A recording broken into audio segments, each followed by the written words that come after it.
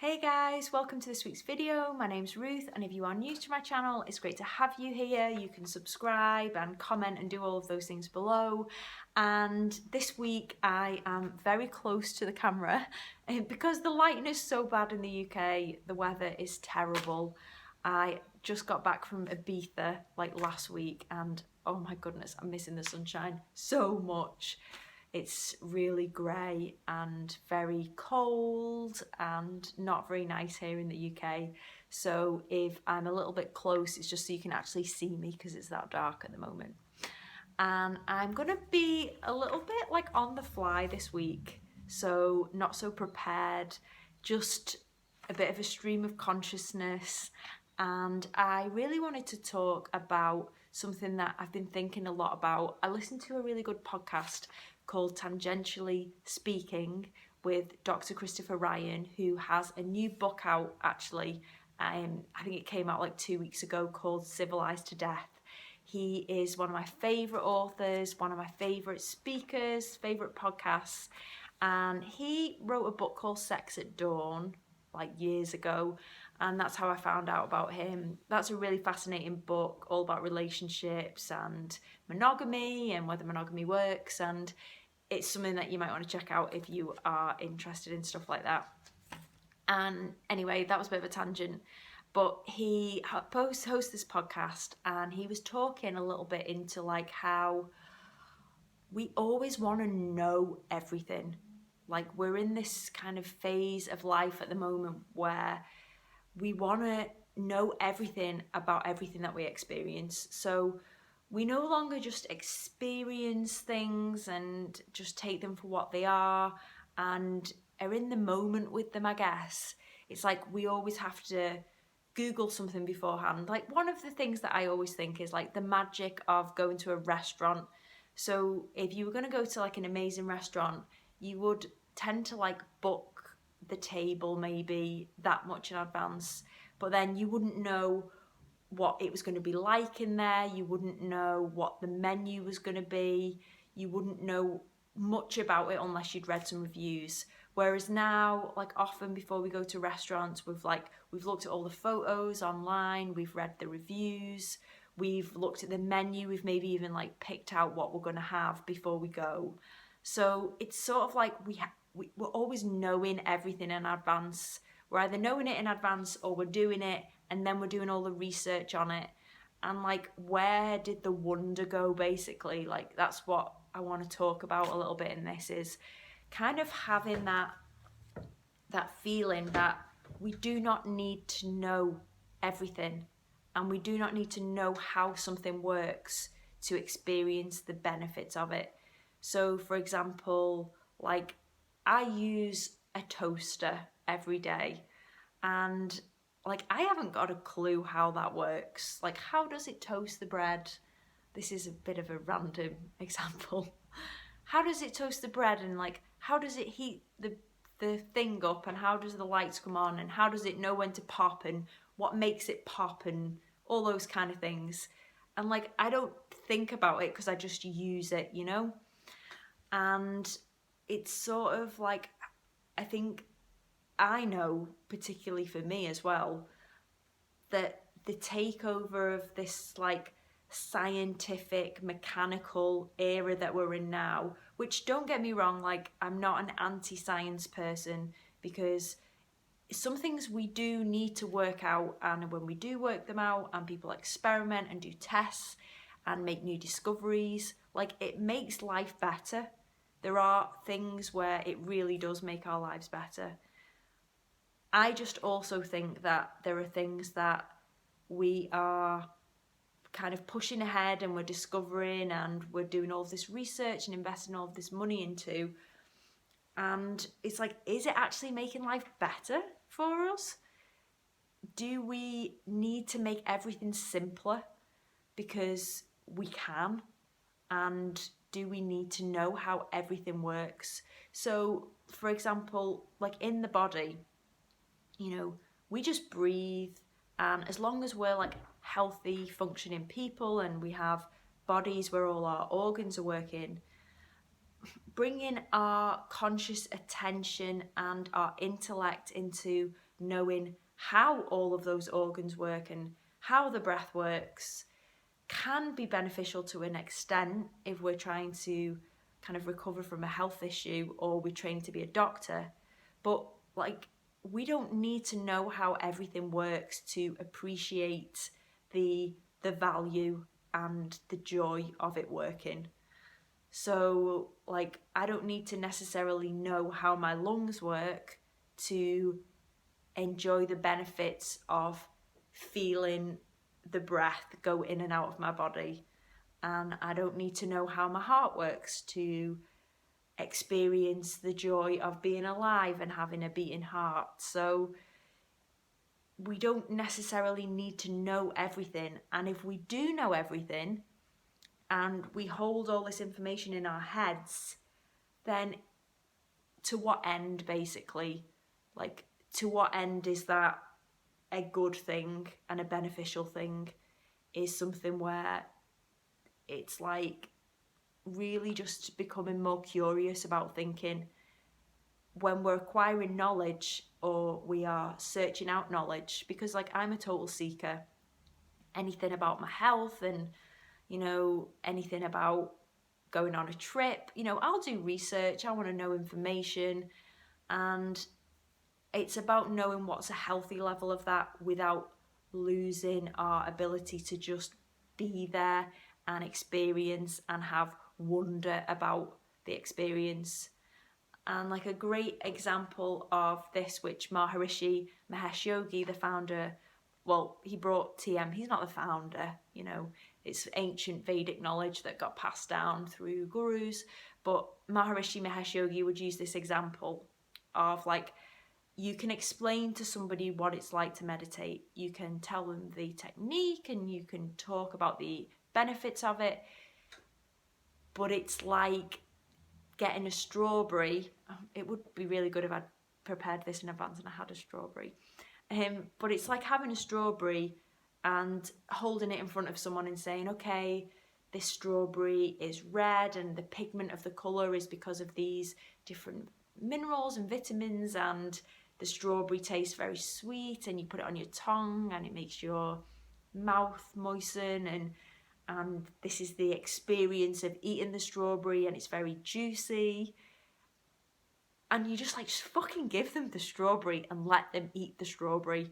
Do not tell them what it's like to eat the strawberry, just eat the strawberry.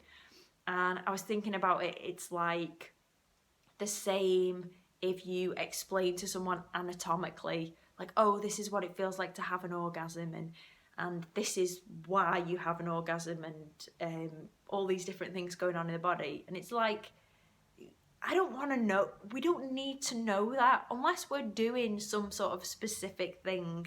Like, we don't need to know how everything works. You just want to be in the moment, and that you cannot be more in the moment.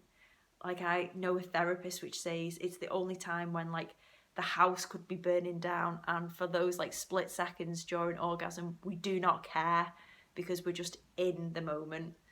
So it's really like just thinking about how we can bring into our forefront of our minds when we're acquiring knowledge and we're learning new things in this era of information overload, where literally we have a headache, we can go online, we can read about how, like Tara Brach uses this example, we get a migraine or we get a headache, and we look it up online and we see some case study of some guy in, I don't know, Nebraska, who had this like worm living in his brain, and they like pulled the worm out and this was the cause of his migraine. And who knew that even existed? And do we most of the time need to know? Most of the time we don't. So kind of like, do we really need to be acquiring as much knowledge as we currently do? To what end? So if we are acquiring knowledge about something, just thinking like, why? Why do I need to know this? Do I really need to know this, or can I close the Google window and walk away and just be in the moment. So I've got a really nice poem that I'm gonna read, which I think illustrates this point really well. And it's by one of my favourite writers, Walt Whitman. If you don't know Walt Whitman, he's kind of like this transcendental, mystical American poet, writer, and he actually most famously probably in the mainstream got featured quite a bit in The Notebook. Ryan Gosling would sit on the doorstep and read Walt Whitman poetry. So this is called When I Heard the Learned Astronomer. So I'm going to read it. So, when I heard the learned astronomer, when the proofs, the figures were ranged in columns before me, when I was shown the charts and diagrams to add, divide and measure them, when I sitting heard the astronomer where he lectured with much applause in the lecture room, how soon unaccountable I became tired and sick, till rising and gliding out, I wandered off by myself in the mystical, moist night air, and from time to time looked up in perfect silence at the stars. So that's a beautiful poem, and for me it really makes me tingle the line in the mystical, moist night air, looked up in perfect silence at the stars. And it's just the contrast in the poem between the lectured astronomer, you know, this person with all of this intellectual knowledge who can draw out these charts and these diagrams and has all of this really complex, finite knowledge. But then within that, you can see Walt Whitman's frustration that he just wants the experience. He just wants to walk out into the mystical, moist, I know some people hate that word, moist, mystical, moist night air, and just experience the stars, experience lying on your back and looking up in pure wonder and not having a clue what any of it means. So you don't get an app out and start tracing the stars saying, oh, this is Jupiter, oh, this is such a constellation. You know, you just look up and you think, whoa. You have that body experience and just that pure sense of awe and wonder that, like, who am I? And what do I know? And where do I fit into the universe? And everything's so vast. And at the same time, within me, everything is so vast. And there's this huge universe which lives inside all of us as individuals. And then we're living within this infinite, incredible universe where we're, you know, living on this ball that's firing through the universe at incredible speed, and we're just around this giant sun, and there's a moon, and how, like, wow, we just need to wow sometimes and look at things and feel in awe and to be inspired, and whether that is looking up at the vastness of the stars or tasting a piece of chocolate or eating a strawberry or having a mind-blowing orgasm or whatever all of these experiences are that we can taste and we can experience while we're alive in this physical body, then just to have a sense of wonder about those things and be mindful of, like, how much we're going to the knowledge. So rather than stepping into the experience, we are getting pulled into the knowledge aspect of things and asking ourselves what's going to be most beneficial to me, and not having any shame in saying you don't care about the knowledge. So when I went to Hawaii and I did swimming with whales and kayaking with whales, you know, like, I don't need to know everything about whales. I don't even need to know why the whales are in Hawaii. I don't even need to understand how the whale song works and why they make the songs, and you know, it might be interesting to know some of that stuff, but just to be there and be with them and hear and take in the vibrations means that, like, I don't need to know the rest. It's the experience of being in the moment and taking on that very visceral physical experience rather than Googling everything that there is to know about humpback whales.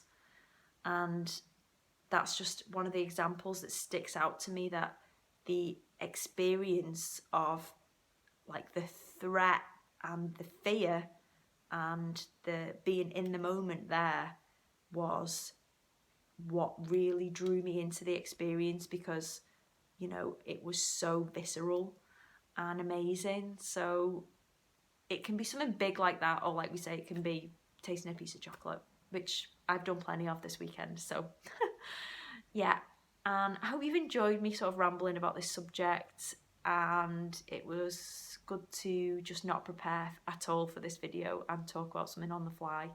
And if you want to check out Chris Ryan's podcast, I will link to it below. It's really amazing, and he's such a great, beautiful, natural person who embodies the spirit of this video. And I'm gonna be reading his book soon, Civilized to Death, so I'll post a Amazon link to it below as well, and I'll post an Amazon link to Sex at Dawn, because that's another great book that I've already read from him.